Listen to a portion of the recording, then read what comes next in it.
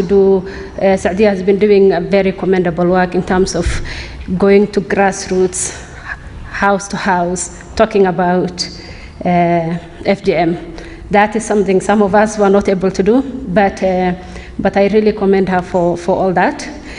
It's actually very important for all of us to talk about our stories, or to tell our stories of trauma, of what we've gone through. And Saadia gave us, a very good, she wrote a book about her story. It's powerful. We all need to go through, we all need to do that. Personally, someone from Curtin community, I actually have gone through FGM twice. So you might not, maybe she has gone through once, but I have gone through it twice. This was because, and it was done kind of immediately.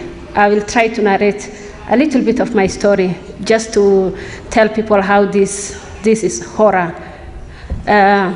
So I was about 6-7 years, I think, and many people will tell you, how do you even remember something that happened to you when you were just 7 years old?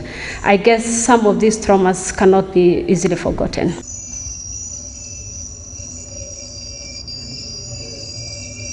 Even the board director said, we have been fighting FGM for decades, and we are not seeing fruits yet.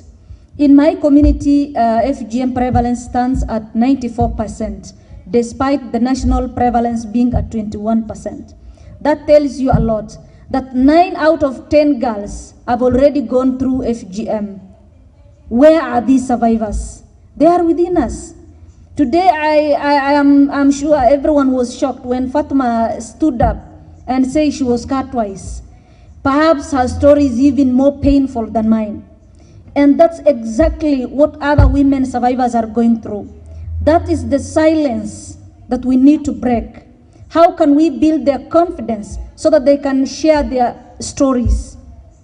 These are the survivors whose daughters will be cut. They are silent. They cannot share their stories because they further fear stigma. When you are going through FGM, you run away from the community stigma and the pressure. You have to go through it. But now, after going through FGM, now you face again another stigma of being a survivor, because survivors are branded frigid. So now you cannot even tell what happened to you. That tells you a lot. If a 9-year-old girl, when I was cut, I was 10 years. I was proud to be cut. I was so much excited. And I'm sure all other survivors were excited too, because they really wanted to be complete, to be like other girls, to be clean, to be accepted in the community. What is making them today not to be able to share their stories? Where is the excitement? Because it was a deception. Nobody told them what FGM really is. You will be excited because you think it's something to be proud of. But later on, the regret starts. And again, you cannot now come out and really explain what happened.